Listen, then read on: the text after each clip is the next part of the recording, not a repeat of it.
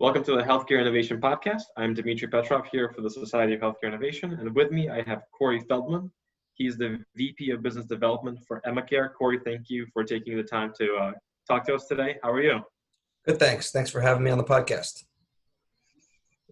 Glad to have you. So if you don't mind, just describe a bit of what your role is for Emmacare and how your model has shifted now in the age of COVID. Sure. So I am the VP of Business Development, charged with finding and onboarding our new customers.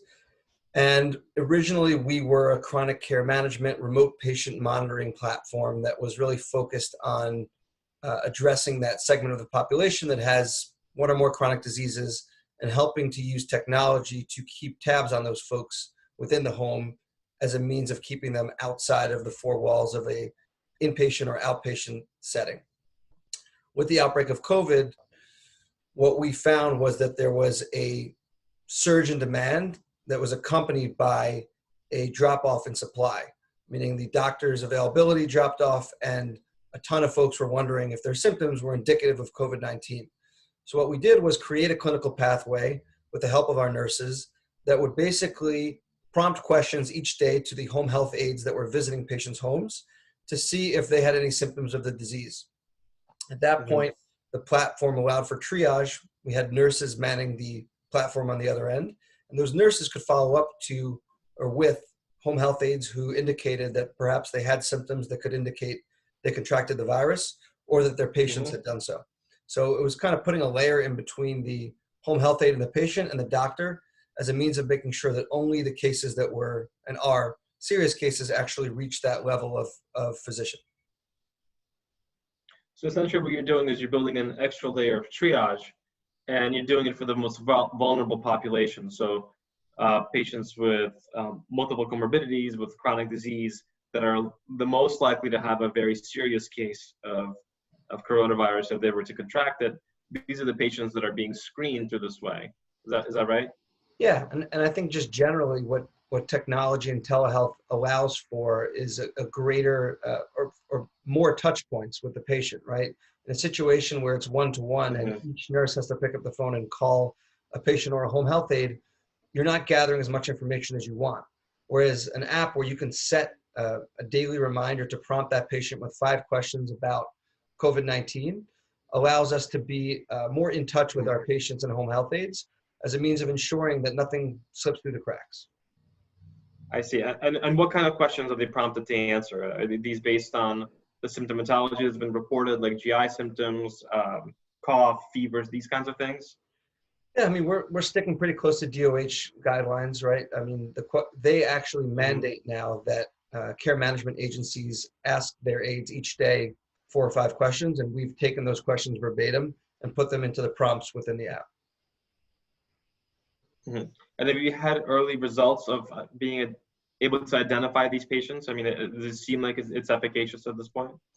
Yeah, I mean, I'm able to see these alerts in real time. And so I see high alerts when their home health aide reports shortness of breath, fever, and the nurse is able to address it in real time. And, it's a process like anything else. This is new to a lot of folks. Home health aides are not always super familiar with technology. So there is a learning curve. But we're gradually seeing, as this has now been rolled out for about 2 weeks, that the utilization is going up significantly and as people are becoming more comfortable with technology. I see. Is there any thought of expanding this to not just the very vulnerable multiple comorbidity population, but maybe, for example, healthcare workers to keep a daily reminder to check in and evaluate yourself as a healthcare worker to make sure that you're not exhibiting symptoms, for example? Yeah. Are there other populations that you guys are thinking of targeting?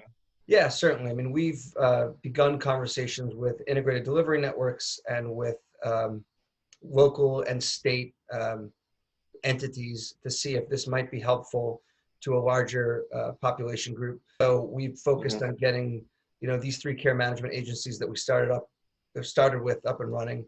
We've gone from 0 to about 2,000 users in a week and a half. And when we get that up to about 5,000 to 6,000, that's when we're going to probably look to expand to these other groups. Interesting. Very well. And what do you think some of the hurdles to this, aside from difficulty with using new technology, do you think there's any impediments to rolling this out on a larger scale? I think Roy Rosen from Penn really does a good job summing up what it is that moves innovation in healthcare when he says you make the right choice, the easy choice. And I think even within your question, when you said beyond, the difficulty in adopting technology, I think that really actually is the main kind of thing to hone on, right? I mean, folks are used to doing what they do. They're used to using fax machines. They're used to using phones only for phone calls. And so when you tell them that now this phone is going to provide a prompt, there's a learning.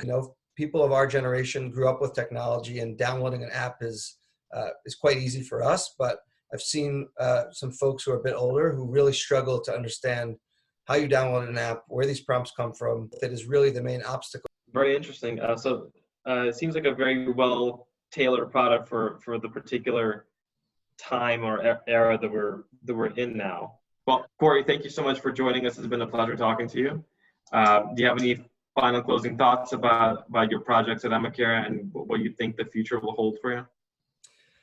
Well, I think generally, we speak in our master's program a lot about the social determinants of health and how we move care away from, the inpatient setting. By the time a patient reaches the hospital, often it's too late to prevent a poor outcome. And so I think the move towards telehealth has been slow and steady over the previous couple of years. And this has really accelerated it in a meaningful way. Obviously, it's not what anyone would have wanted for or hoped for, but I do believe that's going to help us move to a place where we're meeting patients where they are instead of forcing them to come and interact with the healthcare system. Well, Corey, thank you for joining us. It's been a pleasure. This has been the Healthcare Innovation Podcast for the Society of Healthcare Innovation. Check us out at shti.org and check out our YouTube channel where you're seeing this video.